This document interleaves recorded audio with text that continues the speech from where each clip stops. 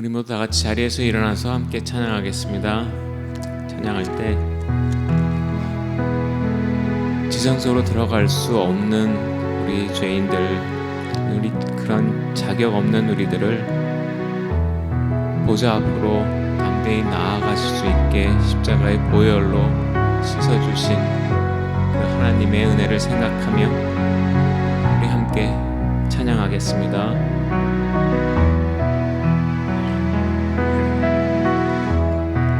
지극히 높은 주님의 낮이 성소로 들어갑니다. 세상의 신을 벗고서 주 보좌 앞에 엎드리리. 내 주를 향한 사랑과 그 신뢰가 사그러져 갈 때 하늘로부터 이곳에 장막이 덮이네.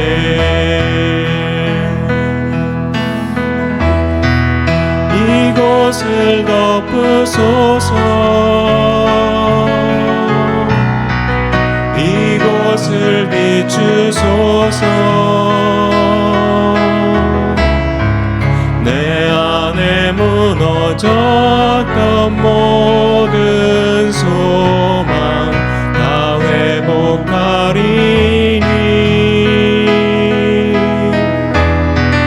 이곳을 지나소서.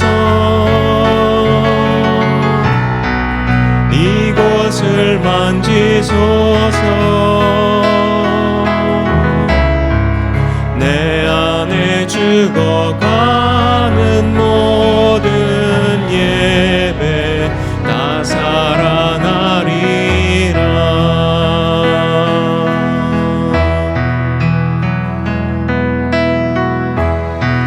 지극히 높은 주님의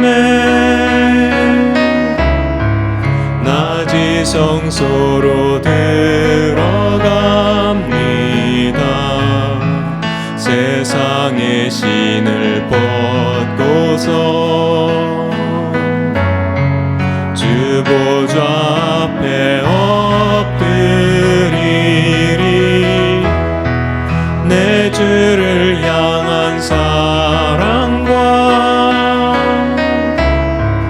그 신뢰가 사그러져 갈 때 하늘로부터 이곳에 장막이 덮이네.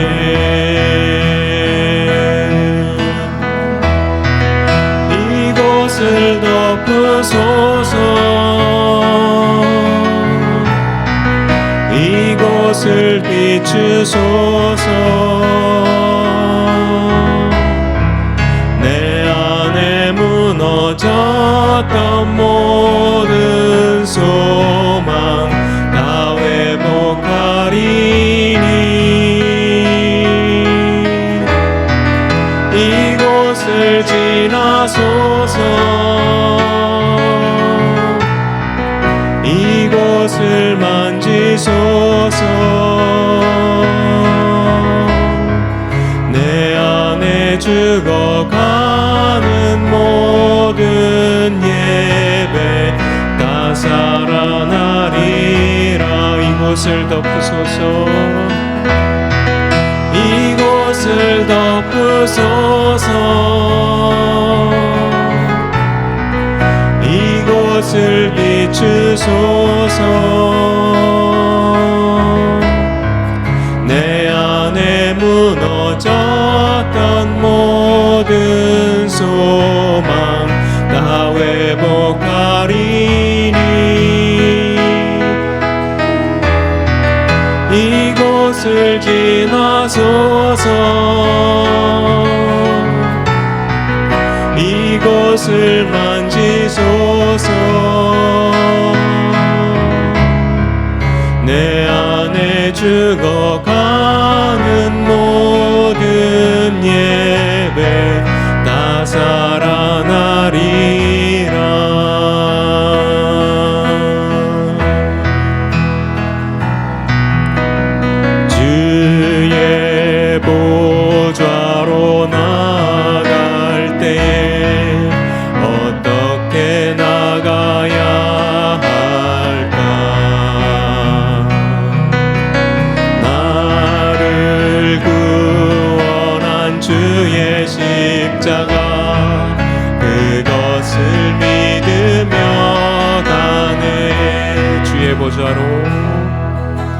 주의 보좌로 나아갈 때에 나 여전히 부족하나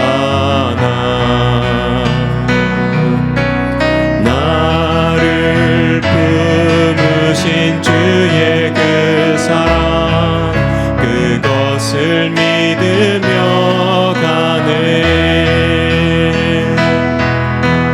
자격 없는 내 힘이 아니 오직 예수님의 보혈로 자격 없는 내 힘이 아니 오직 예수님의 보혈로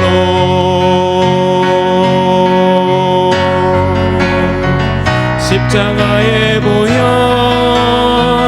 완전하신 사랑 힘입어 나갑니다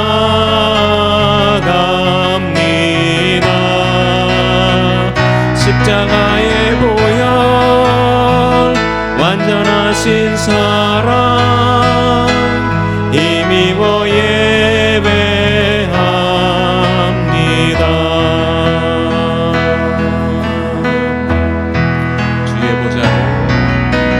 주의 보좌로 나아갈 때에 어떻게 나가야 할까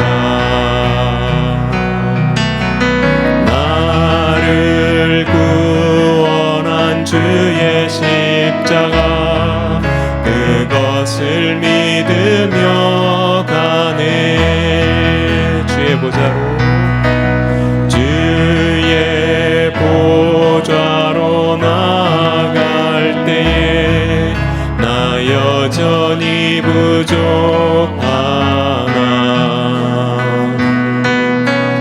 나를 품으신 주의 그 사랑 그것을 믿으며 가네 자격 없는 내 힘이 아니 오직 예수님의 보혈로 자격 없는 내 힘이 아니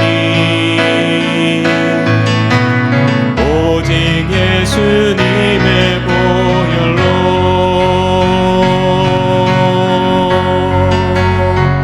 십자가의 보혈 완전하신 사랑 힘입어 나갑니다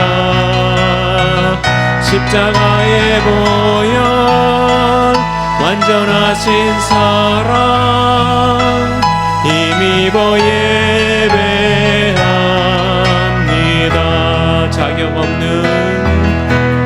자격 없는 내 힘이 아니 오직 예수님의 보혈로 자격 없는 내 힘이 아니 오직 예수님의 보혈로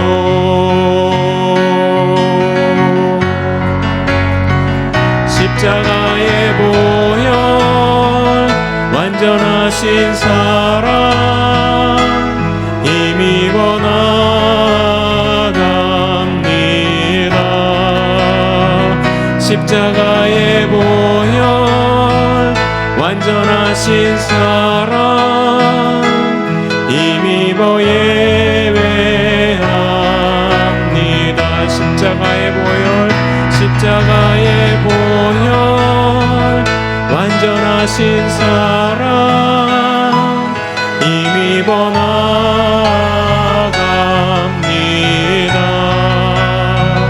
십자가의 보혈 완전하신 사랑 힘입어 예배합니다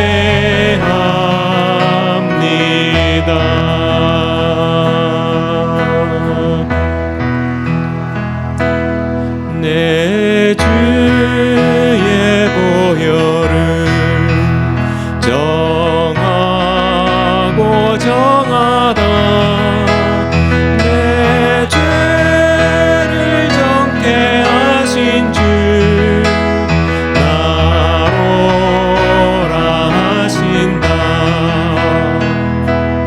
내가 주께로 지금 가오니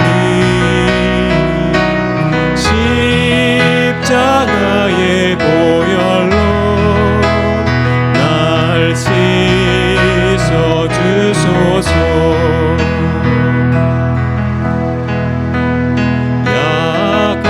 약하고 추해도 주께로 나가며 힘 주시고 내 추함을 곧 씻어 주시네. 내가 주께로 지금 가오니 십자가의 보혈로 날 씻어 주소서. 큰 죄인 복받아 살 길을 얻었네. 한없이 넓고 큰 은혜 베풀어 주소서. 내가 주께로 지금 가오니 십자가의 보혈로 날 씻어 주소서. 그 피가 맘속에 큰 증거 됩니다. 내 기도 소리 들으사 다 허락하소서. 내가 주께로 지금 가오니 십자가의 보혈로 날 씻어 주소서. 내가 주께로 지금 가오니 십자가의 보혈로 날 씻어 주소서.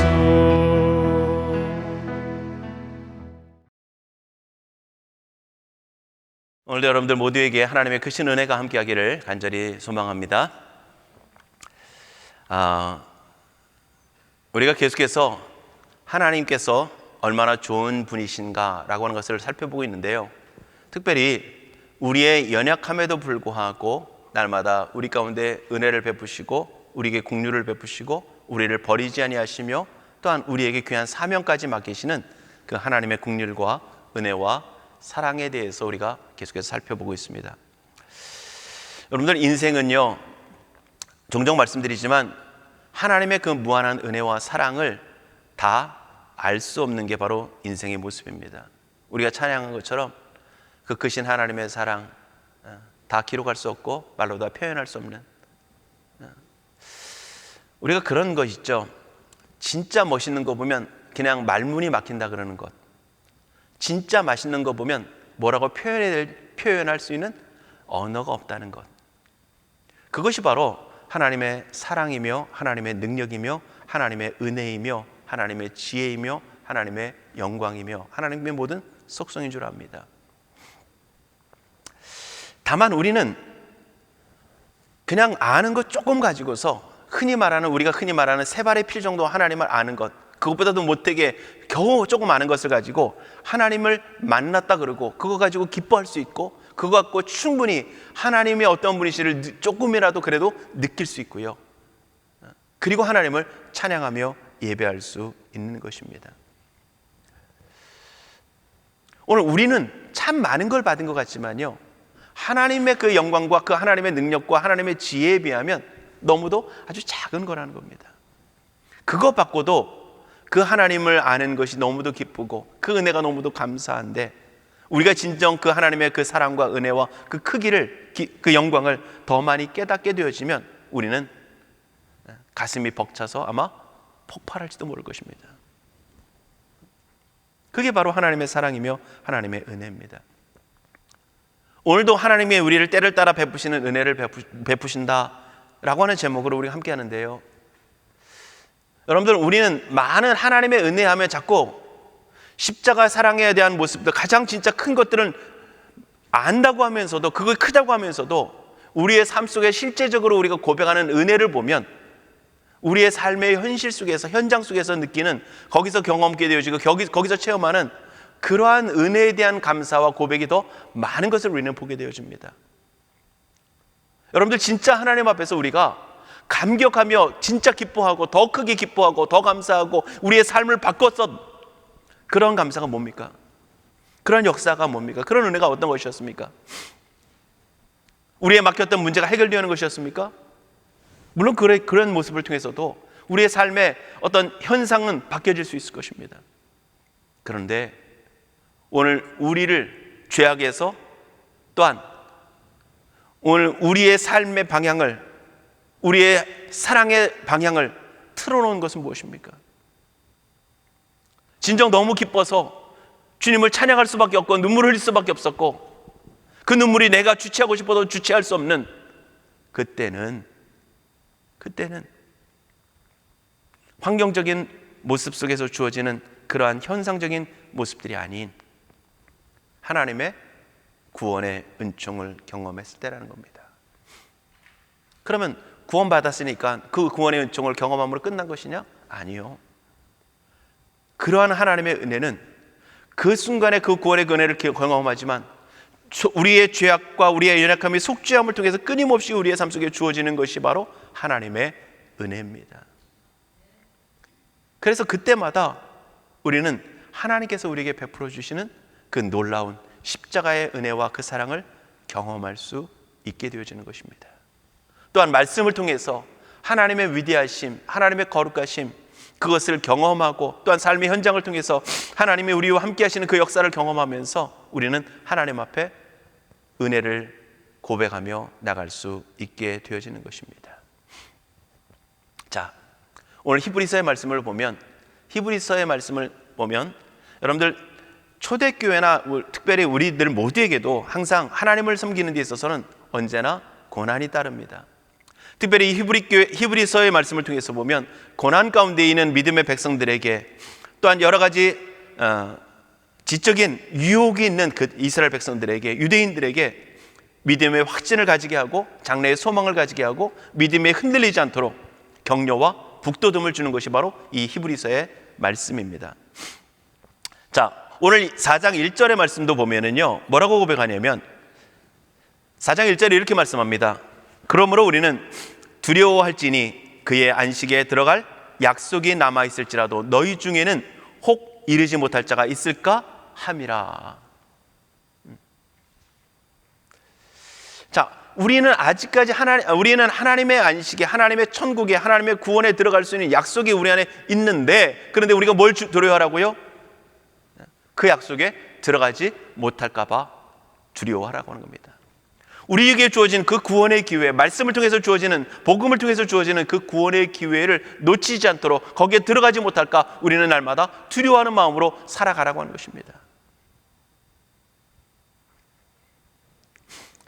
쉽게 말하면 믿음의 경각심을 가지고 하나님 앞에서 살아가라고 하는 것입니다. 여러분들, 오늘 우리가 옷만 바꿔 입어도 어떻게 됩니까?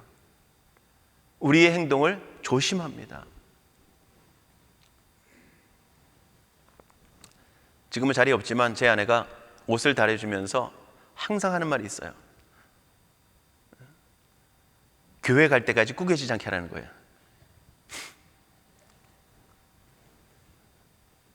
근데 여러분들 보세요. 와이셔츠를 입고서 왕복을 위쪽을 입으면 어떻게 되겠습니까? 그리고 이렇게 접으면 구겨지게 돼 있어요. 그리고 차에 앉으면 어떻게 됩니까? 바지도 구겨지게 돼 있고요. 등을 하면 등도 주름이 갈 수밖에 없는 겁니다. 근데 그 말을 들으면 어떻게 하겠습니까? 제가 무시할까요? 아니요. 조금이라도 주름이 덜 잡히도록 애를 쓰고 와요. 여러분들, 우리가 하나님 안에서 구원을 받고 또한 하나님의 말씀을 받았을 때에 오늘 우리가 가져야 될 삶의 모습이라는 겁니다. 하나님의 말씀에서 어긋날까?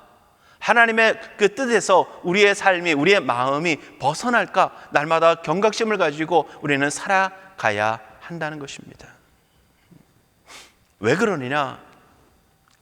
11절의 말씀을 보면 뭐라고 말씀하시냐면요, 그러므로 우리가 저 안식에 들어가기를 힘쓸지니 이는 누구든지 순종하지 아니하는 본에 빠지지 않게 하려 함이라.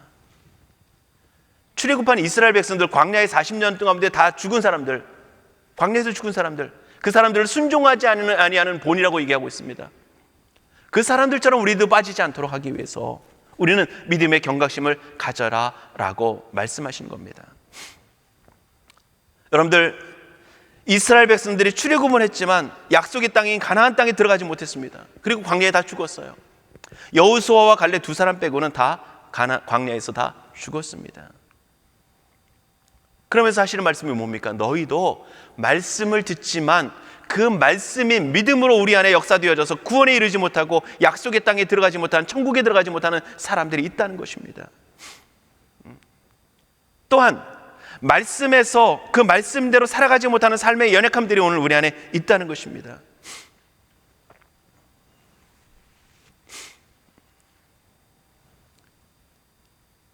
그러면서 오늘 우리에게 주시는 말씀의 권면은 너희는 안식에 들어가기를 힘쓰는 자가 되어라, 이렇게 말씀하는 것입니다.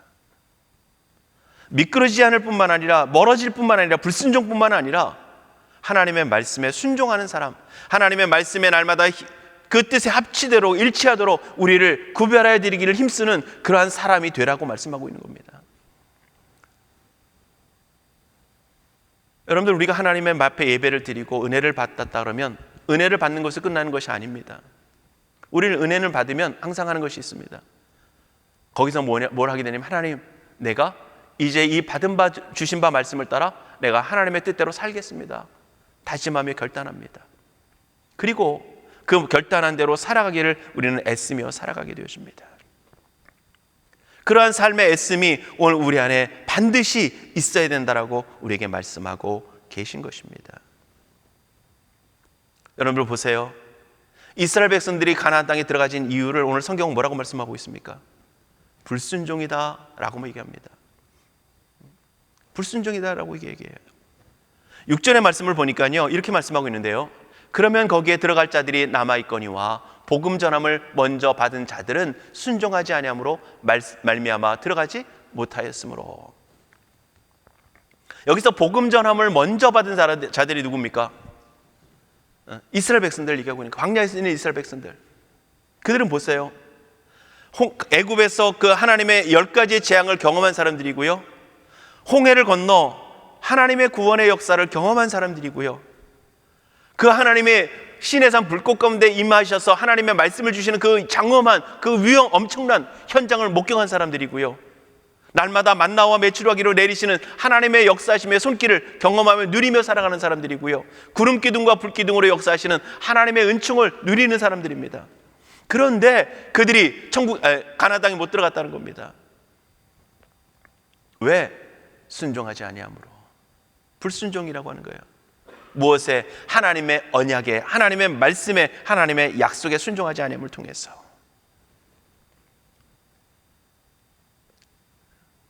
복음 전함을 듣는 사람들, 복음 전함을 받은 사람들, 복음 전함을 먼저 받은 자들이 순종하지 아니함을 통해서 들어가지 못했다는 겁니다. 안 들은 게 아니에요. 말씀을 못 경험하지 않은 게 아닙니다. 근데 못 들어갔다는 거예요. 오늘 우리로 따지면 교회에 나와도 그렇게 찬양을 해도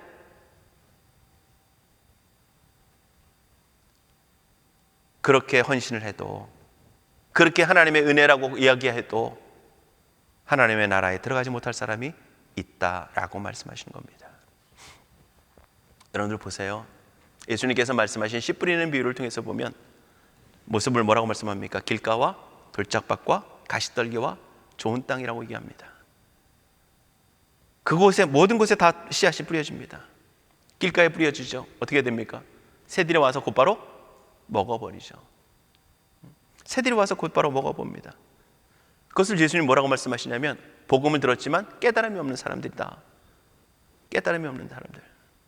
그 다음에 두 번째, 세 번째 누굽니까? 돌짝밭과 가시떨기입니다. 돌짝밭은 그곳에 싹이 납니다. 그런데 어떻게 됩니까? 곧 말라버린다는 겁니다. 곧 말라버린다는 거예요. 어려움이 올 때, 어려움이 있을 때 포기하는 사람들이다. 예수님이 이렇게 말씀하시더라고요. 어려움이 있을 때 포기하는 사람들.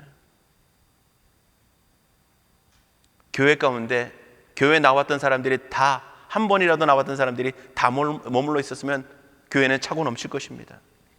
그런데 돌짝밭 같은 사람들이 너무 많습니다. 그래서 어려움이 오면 포기하고 시련이 오면 떠나버리는, 그러면서 우리가 잘 쓰는 거 있죠. 시험 들었다고 하는 거. 그 다음에 가시떨기를 말씀합니다. 뭐라고 말씀합니까? 세상의 염려와 재물의 유혹에 넘어갔다. 세상의 염려와 재물의 유혹에 넘어갔다 라고 말씀합니다. 그런데 보세요. 처음에는 잘 자랐습니다. 싹이 났습니다. 그런데 자라다가 뭘 만납니까? 가시떨기 만나는 거죠. 그 위에는 가시떨기를 만나면서 그 염려와 유혹을 만나면서 그러면서 잘 자라던 그 싹이 무너져 버린다는 겁니다. 교회 나오면서 기쁨도 맛보는 것 같고 뭔가 하나님을 만난 것 같고 뭔가 하나님이 주시는 그 은혜를 경험한 것 같은데 진정 염려와 세상의 염려와 재물의 유혹들을 받으면서 넘어지는, 결국 잘하는 것 같지만 하나님 안에서 있는 것 같지만 없는 상태에 있는 모습을 이야기하고 있는 것입니다. 무엇만 열매 맺습니까? 옥토만, 좋은 땅에 떨어진 씨만 열매 맺습니다.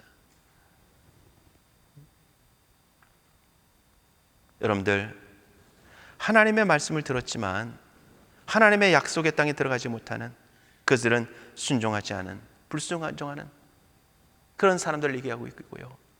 그 모습들은 길가나 돌짝밭과 가시떨기와 같은 그러한 모습 속에 있는 사람들을 또한 의미하고 있다는 것입니다.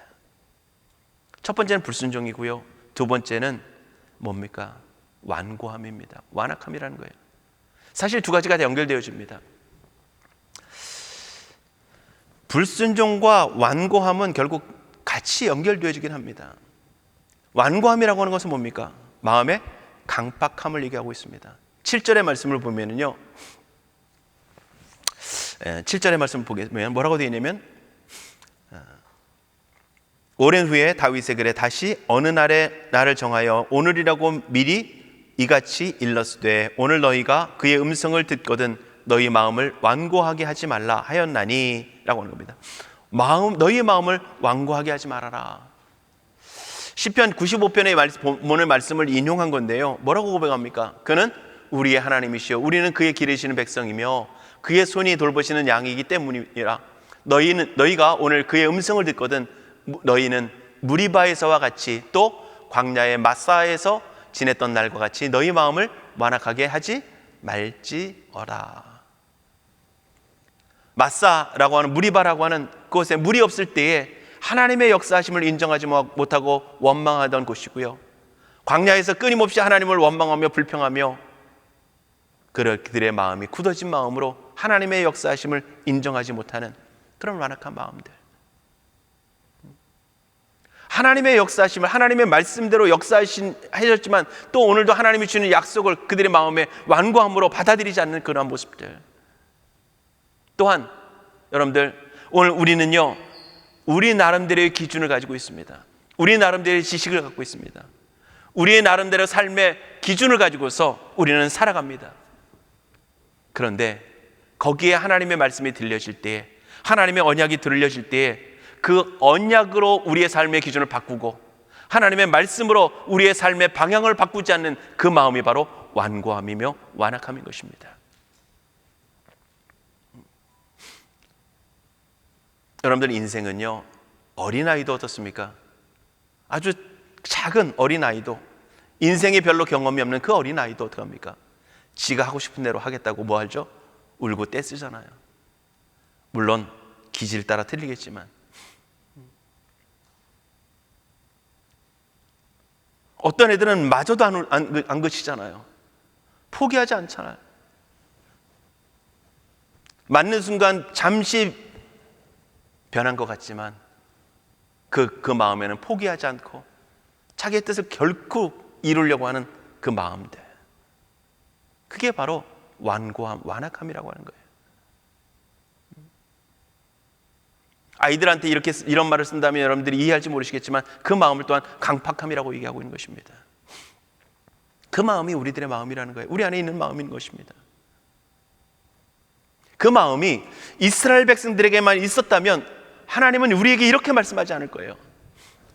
이스라엘 백성들은 그랬지만 너희는 완악한 존재가 아니다라고 말했을 것입니다. 그런데 오늘 그들처럼 우리가 마음을 완악하게 하지 말아라 라고 말씀하고 있는 것은 우리 안에도 그런 본성이, 그런 기질이 오늘 우리 안에 있다는 것입니다. 옆에 분들 보시면 다 착해 보이죠? 그런데 오늘 우리 안에 다 완고함의 고집이 우리 안에 다 있습니다. 다 있어요. 저도 마찬가지고, 저도 하나님 안에서 그 완고한 마음을 녹이고 깨뜨리고 그 마음을 부드럽게 하나님의 말씀으로 우리의 삶을 바꾸는 삶의 모습들로 우리는 끊임없이 하나님 앞에 그렇게 나를 훈련하며 변화시키며 나아가는 것입니다.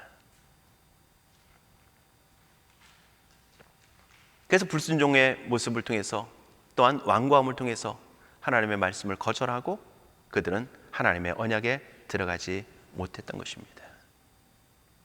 그런데 여러분들, 우리에게 소망이 있는 것은 뭡니까? 오늘 본문의 말씀을 보니까요, 뭐라고 말씀하냐?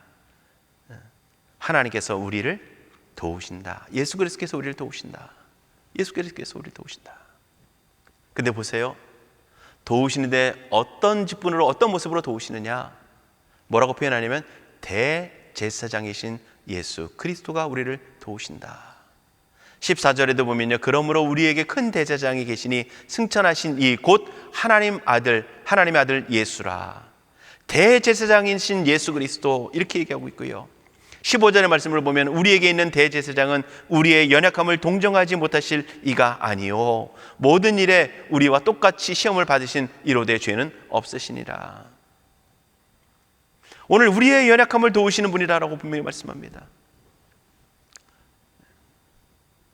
우리 안에는 연약함의 모습들, 우리 안에는 연약함이 뭐겠습니까? 불순종할 수 있는 요소들, 죄의 유혹에 넘어질 수 있는 요소들, 시험에 빠질 수 있는 요소들, 그러한 요소가 우리 안에 있다는 것이 바로 우리의 존재입니다. 한마디로 표현하면 우리는 언제든지 죄에 빠질 수 있는 존재입니다. 그게 연약함이에요. 시험에 들 수 있고 연약함에 빠질 수 있는 게 우리의 모습이라는 겁니다.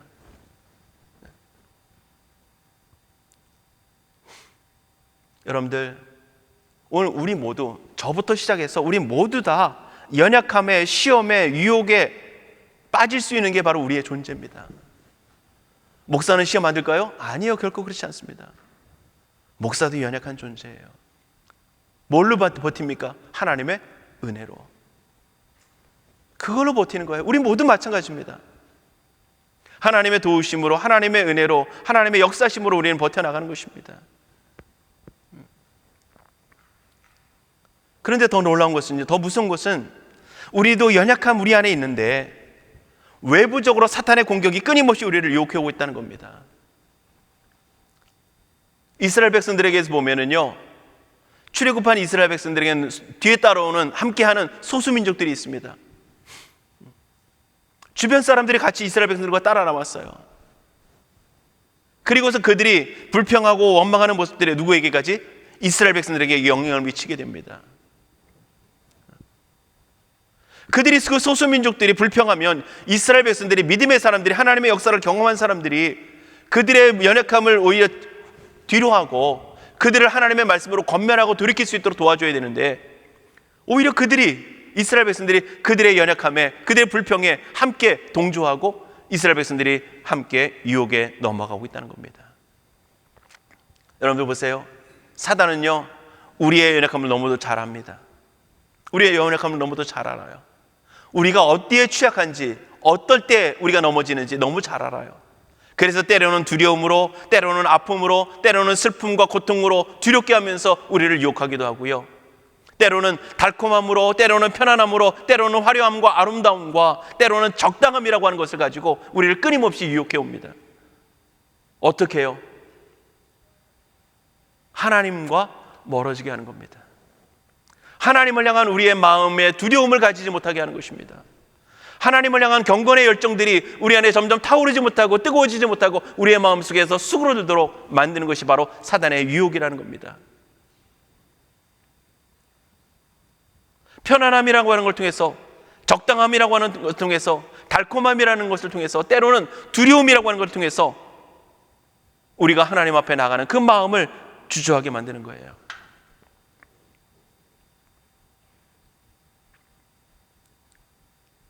여러분들, 하나님을 향한 마음은 언제나 우리의 마음속에 뜨거워야 됩니다.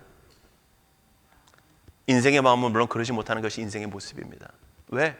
인생 자체가 리듬이 있기 때문에 그래요. 좋을 때가 있고 나쁠 때가 있고, 기쁠 때가 있고 슬플 때가 있는 것이 인생의 존재 자체입니다. 어느 날은 기분도 좋고, 어떤 날은 컨디션도 좋지만, 어떤 날은 컨디션이 좋지 않고, 어떤 날은 몸도 찌뿌둥해서 뭔가 하고 싶지 않을 때가 우리 안에 참 많다는 겁니다.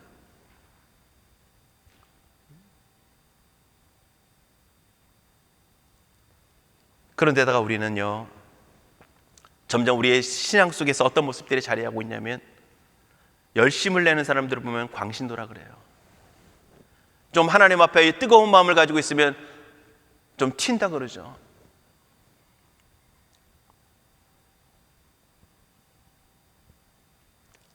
저는 신학교 다니면서 그런 고백을 한 적이 있습니다. 어떤 고백을 했냐면, 나는 튀는 목사가 되고 싶다. 왜 튀느냐면, 어떤 특별함에서 튀는 것이 아니라 하나님의 말씀대로, 하나님의 뜻대로, 하나님의 진리대로 행하는 사람들을 보면서 그 시대에도 너만 잘나냐 그러더라고요. 좀 튀게 행동하지 말라고 얘기하더라고요. 하나님을 향한 순수한 마음으로 행하는 것도, 물론 내 안에 순전함이 다 있지는 않았겠지만, 그런 모습들을 보면서 수많은 사람들이, 나뿐만이 아닌 주변의 모든 사람들을 보면서 그 사람들은 마치 튀는 것처럼 얘기하고 있다는 겁니다. 진리가 진리로서 인정되어지고 참된 신앙으로서 인정되어져야 될 교회 가운데서도, 지도자들 가운데서도 그렇게 돌고 있다는 거예요. 그러니 수십 년이 지난 지금은 더더욱 말할 것도 없는 것입니다.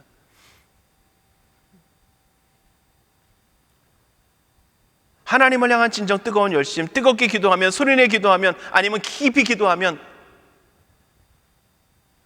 뭔가 잘못된 것처럼, 아니라고 하면서도 그런 분위기로 만들어지는 시대가 바로 이 시대의 모습인 것입니다.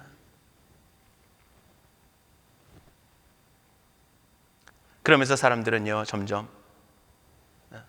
하나님을 향한 뜨거움을 참된 믿음이라고 하기보다는 마치 선을 넘은 것처럼 여기는 것이 바로 이 시대의 모습인 겁니다. 그러나 여러분들, 하나님을 향한 사랑은 한이 없음을 우리가 기억해야 할 것입니다. 하나님이 우리에게 베푸시는 그 사랑이 자기 아들을 내어주시는 사랑이었고, 자기 아들을 내어주시는 그 사랑이, 그 하나님의 사랑이 이것저것을 더 베풀고 계시겠다고 약속하시는 것처럼, 그 하나님의 끊임없는 그 뜨거운 하나님의 놀라운 그 열정에 반응하는 우리가 적당히가 어디 있겠습니까? 없어요. 그거는 단지 우리가 하나님의 그 사랑을 잊혀지고 점점 무감각해지기 때문에 우리가 점점 무뎌지고 적당히가 되어지는 겁니다.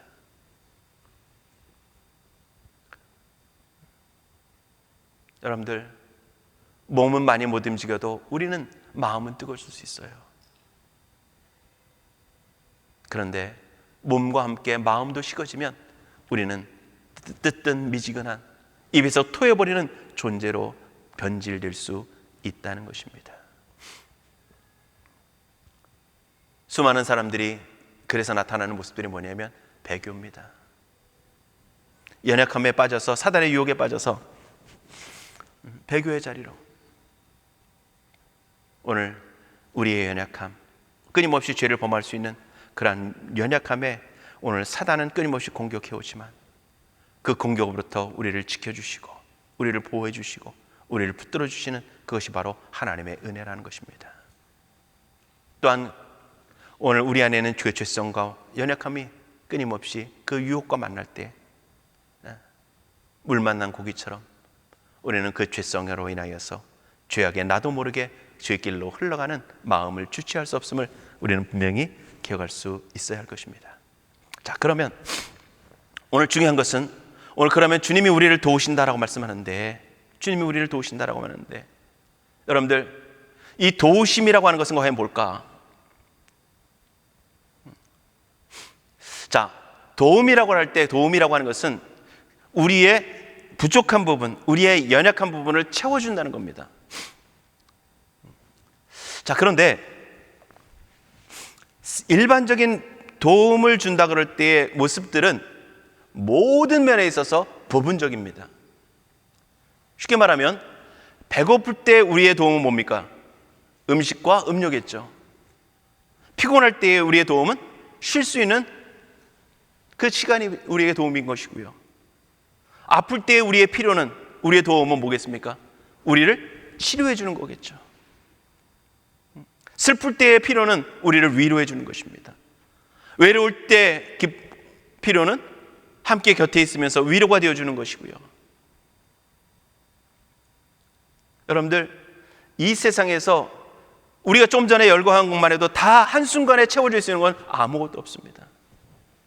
도와준다라고 하는 것은, 우리를 채워준다라고 하는 것은, 우리의 필요를 도우시고 채우시고 연약함을 돌보신다라고 하는 것은 우리를 도우셔서 온전케 하신다는 겁니다.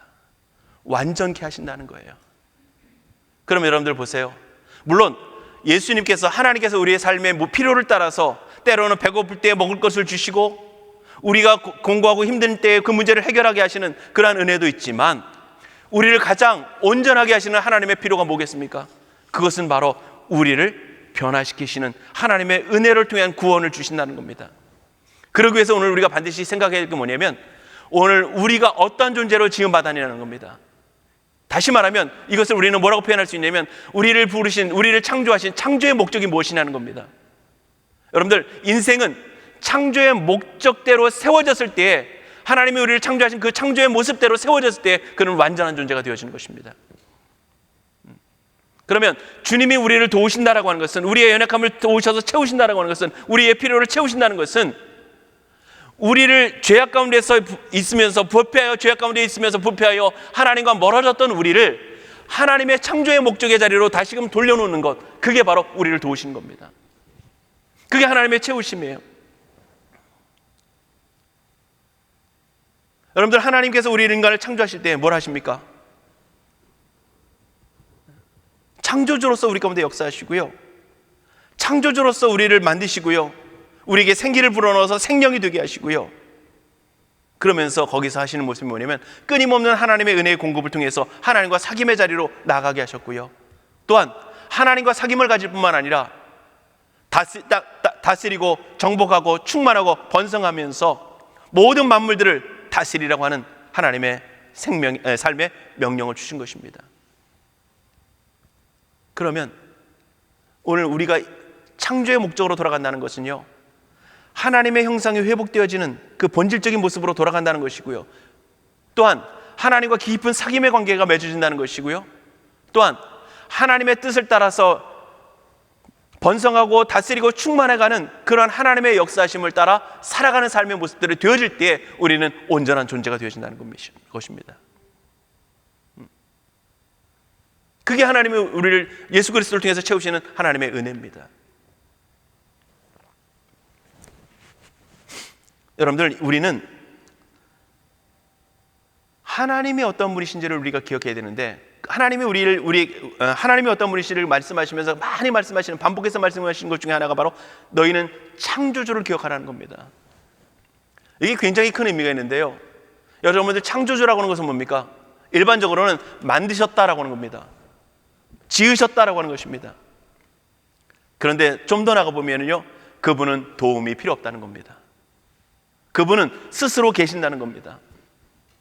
하나님은 모든 것을 만드실 뿐만 아니라 그분은 누군가의 도움이, 누군가의 필요가 필요하지 않다는 겁니다. 그분은 스스로 존재하시는 분이라는 겁니다. 모든 능력이 뛰어나신다는 겁니다. 그런데 우리는 피조물이라고 얘기하죠. 피조물이라고 하는 것은 창조주에 의해서 지음바 되어졌다는 것이고요, 창조주가 없으면 존재하지 않는 존재라는 겁니다. 창조주가 계시지 않으면 오늘 우리는 존재할 수 없는 존재. 결국 뭔 얘기입니까? 우리가 존재하기 위해서 누가 필요합니까? 창조주가 필요하다는 얘기예요. 그러면 만들어 놓으면 끝이냐? 아니에요. 모든 만물에 만들어 놓으면 계속해서 존재하는 것이 아니라, 만들어 놓은 것은 반드시 뭔가 끊임없는 에너지가 필요합니다. 그게 뭐겠습니까? 우리에게는 바로 한마디로 표현하면 하나님의 지속적인 은혜입니다. 하나님이 창조하실 뿐만 아니라 창조된 그 존재에게 끊임없는 하나님의 도우심으로서의 은혜가 주어지고, 그 은혜로 말미암아 우리는 온전함의 모습으로 날마다 살아갈 수 있게 되어지고요, 그 은혜를 받는 것이 창조주, 피조물로서의 우리의 마땅한 본분이고요, 그것으로 인하여서 우리는 날마다 힘을 얻으며 살아가게 되어지는 것이고요, 그 힘을 얻어서 끊임없는 하나님의 은혜와 우리는 하나님을 의지하고 하나님의 주시는 능력을 힘입음을 통해서 하나님과 끊임없는 사귐을 관계를 갖게 되는 것이고요, 그리고 이 땅 가운데서 하나님의 나라를 펼쳐가는 그 놀라운 역사에 우리가 쓰임받게 되어지는 것입니다. 그러니까 하나님께서 오늘 우리에게 예수 그리스도를 통해서 우리를 도우시고 우리를 긍휼히 여기시고 우리의 필요를 채우신다라고 하는 것은, 우리의 삶의 필요를, 삶의 현상 속에서의, 현실 속에서의 필요를 채우시는 부분도 되지만, 오늘 우리를 창조의 목적으로 돌아가게 하기 위해서 그분은 대제사장으로서 우리의 모든 죄악을 대속하시고 우리를 정결케 하심을 통해서 창조의 목적의 자리로, 본래의 자리로 돌아가게 하시는 그 은혜, 그 채우심, 그 도우심이 바로 주님의 은혜라는 겁니다. 그러니까 은혜를 받았다 그러면 은혜 받았어, 좋아, 이게 아니에요. 은혜 받았으니까 난 이제는 행복해, 이게 아니라는 겁니다. 은혜를 받았다 그러면 뭐가 되어야 됩니까? 창조의 목적의 자리 속에서 그 창조의 목적대로 살아가는 열매들이 오늘 우리 안에 나타날 때 은혜 받았다는 거예요. 은혜 받았다 그러면서 하나님을 즐거워하는 모습들이, 하나님과 사귐에 있는 자리를, 하나님의 나라가 이루어지는 모습들이 오늘 우리 안에 나타나야 된다는 겁니다. 그런데 대부분 우리는 은혜 받았다 그러면 뭡니까? 이 자리에서 반짝하고, 찬양 가운데, 기도 가운데, 말씀 가운데 반짝하고, 뒤돌아서는 순간, 저 성전문을 나가는 순간, 예배당을 나가는 순간 그 은혜는 다 잊혀버리는, 하나님께서 예수 그리스도를 통해서 끊임없는 은혜를 우리에게 베풀어 주심을 기억할 수 있게 원합니다. 그것은 뭐라고 말씀하시냐면, 하나님께서 예수 그리스도 하늘에 오르셨다, 승천하셨다. 여러분들, 승천하셨다는 것은 우리를 떠나셨다는 의미도 되겠지만, 떠나시면서 뭘 하셨습니까? 보혜사를 보내셨고요, 승천하셔서 하나님의 보좌 우편에 앉아 계신다는 것은요, 그곳에서 우리를 다스리고 계신다는 겁니다. 그리고 예수 그리스도를 통해서가 대제사장이 되셔서 베푸셨는 그 구속의 은총을, 그 다스림 가운데서 우리 이 땅 가운데 역사하고 베풀고 존재케 하신다는 겁니다. 그러니까 떠나신 것만이 아니라 그 속에서도 하나님의 역사, 그 예수 그리스도의 대제사장으로서의 역할을 충분히 이 땅 가운데 영향을 미치고 그 능력을 발휘하고 계시다라고 하는 거예요. 그런 은혜를 오늘도 우리에게 베풀어 주신다는 겁니다. 그러니까 여러분들,